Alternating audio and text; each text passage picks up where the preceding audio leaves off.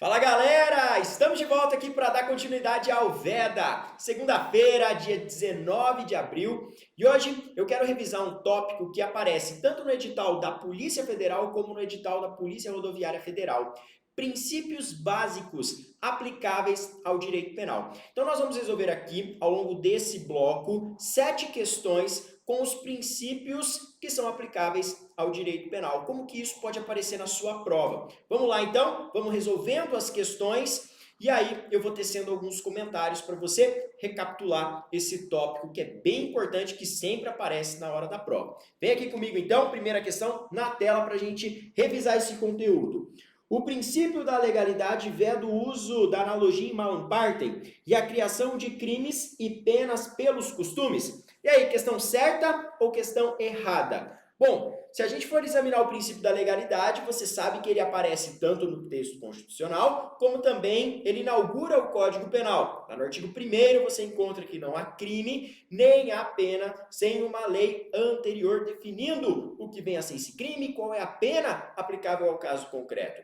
Um dos desdobramentos do princípio da legalidade é exatamente vedar o emprego da analogia em malam partem, tá bem? Você também não pode utilizar costumes como prática de incriminar pessoas. Você não pode pegar o costume e utilizar isso para fundamentar uma pena. Portanto, essa questão está corretíssima. Essa questão está corretíssima.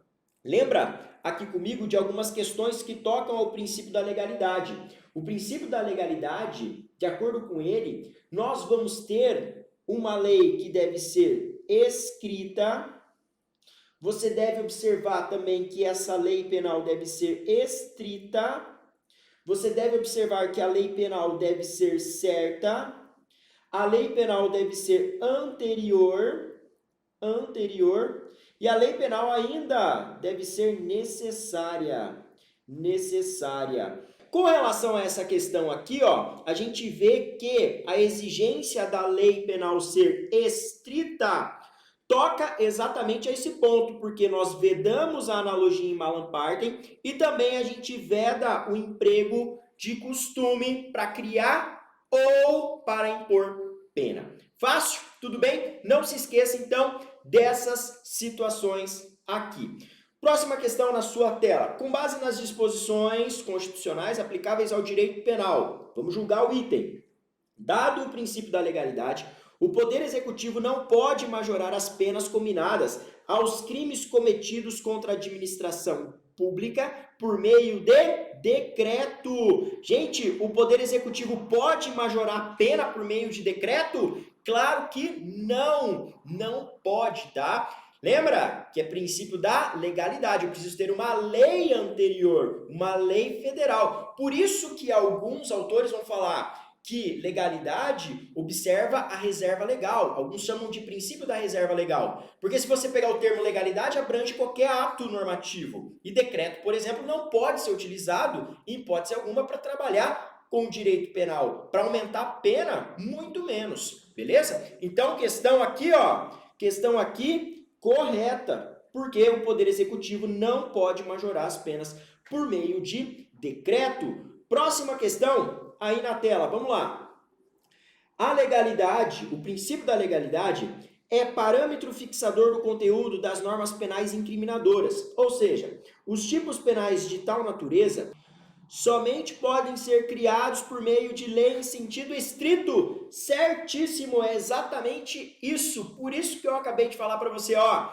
Alguns autores vão falar que princípio da legalidade é sinônimo de princípio da reserva legal, porque eu tenho que trabalhar com lei em sentido estrito, lei ordinária ou lei complementar, editada pelo Congresso Nacional. Beleza? Não é qualquer ato normativo que disciplina esse conteúdo. Vamos lá, o que mais? Próxima questão aí na tela. Segundo o princípio da intervenção mínima, o direito penal somente deve cuidar da proteção dos bens mais relevantes e imprescindíveis à vida social? Correto! Corretíssimo! Esse princípio também é muito caro ao direito penal, porque você vai ter que se lembrar que o princípio da intervenção mínima, ele impõe justamente isso que a questão está falando. Olha só, Ele vai falar que o direito penal só serve à proteção dos bens jurídicos mais relevantes e imprescindíveis da vida social. Quando você olha para o princípio da intervenção mínima, lembra que dele extraímos dois subprincípios: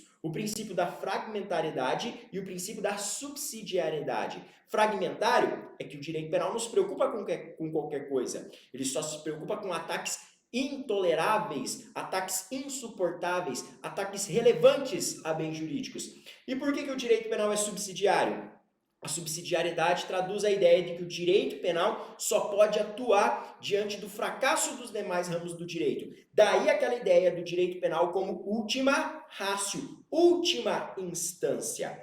Beleza? Então lembra que esses dois subprincípios nada mais representam a ideia do princípio da intervenção mínima, que é muito importante. Questão perfeita, fácil, né? Vamos lá. Próxima. Uma vez aplicado o princípio da insignificância, que deve ser analisado conjuntamente com os postulados da fragmentariedade e da intervenção mínima do Estado, a própria tipicidade penal, examinada na perspectiva de seu caráter material, é afastada ou excluída? Perfeito! Questão também corretíssima. Quando a gente pega o princípio da intervenção mínima, a gente desdobra ele em fragmentariedade e subsidiariedade. Quando você analisa o princípio da insignificância, então que o direito penal não deve intervir quando não há ofensa relevante a bem jurídico, você percebe que a insignificância é extraída da fragmentariedade. A contrário senso, a gente extrai o princípio da insignificância.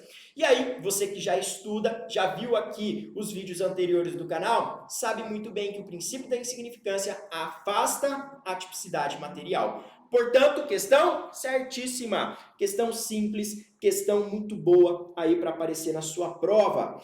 Bom, próxima questão. Prevê a Constituição Federal que nenhuma pena passará da pessoa do condenado, podendo a obrigação de reparar o dano e a decretação do perdimento de bens ser, nos termos da lei, estendidas aos sucessores e contra eles executadas até o limite do valor do patrimônio transferido. Referido dispositivo constitucional traduz o princípio da intranscendência. E aí, questão certa ou questão errada? Bom, questão certa. O conceito aqui do princípio da intranscendência é exatamente esse. Quando a gente olha lá para o artigo 5º da Constituição, no inciso 45, você vê que a pena não pode passar da pessoa do condenado. Se o sujeito pratica um crime, os pais dele, os filhos, não podem ser responsabilizados. Compreendeu? Lembra também que o princípio da intranscendência também pode ser chamado de princípio da pessoalidade, tá bem? Ou da personalidade. Então, intranscendência representa essa ideia. A pena não pode passar da pessoa do condenado. Artigo 5º, inciso 45. Anota aí no seu material, tudo bem? Então, questão correta. Questão correta. Mais uma questão aí na sua tela. A venda de cópias não autorizadas de CDs e DVDs, cópias piratas, por vendedores ambulantes que não possuam outra renda além da advinda dessa atividade, apesar de ser conduta tipificada, não possui, segundo a jurisprudência do STJ, tipicidade material, aplicando-se ao caso o princípio da adequação social. E aí, será que o STJ tem esse entendimento mesmo? Não, pessoal, não possui esse entendimento, tá bem? O entendimento do STJ na súmula 502, é no seguinte sentido, de que nessas hipóteses não se aplica o princípio da adequação social, não é socialmente aceito. O STJ, então, não legitima esse tipo de prática. Questão errada. Questão errada, tá bem? O STJ não compactua com esse entendimento. Ele fala que sim, se você tiver ali CD, DVD pirata, expor isso à venda, isso é considerado crime. É o teor da súmula 502, tá bem? Lembra que socialmente aceito aqui, esse princípio da adequação social, ele foi desenvolvido pelo Hans Welzel e ele vai evitar aqui a atribuição de tipicidade nesses casos, de comportamentos que são socialmente aceitos. Por exemplo, você furar a orelhinha da criança recém-nascida para colocar um brinquinho, essa prática dos pais, isso é um comportamento socialmente aceito. Os pais não respondem por lesão corporal, entendeu? Então, esse é um exemplo clássico. Agora, o caso aqui de CD, DVD pirata, o STJ fala, não, essa prática não é socialmente aceita. Beleza? Gostou desse vídeo? Então esmaga um like aí, deixa seu comentário, deixa sugestões para os próximos vídeos e olha só, aqui na descrição você vai encontrar também o meu e-book de Direito Processual Penal para você gabaritar essa disciplina lá na prova da Polícia Federal. Aproveita aí que hoje está com uma condição muito bacana para você adquirir, material aí que tem sido aí adquirido pelos meus alunos, o pessoal está gostando muito, está mandando feedbacks muito legais. E olha só, já está na segunda edição, tá bem? Esse e-book. Aproveita, adquire aí e eu te vejo na próxima aula. Forte abraço!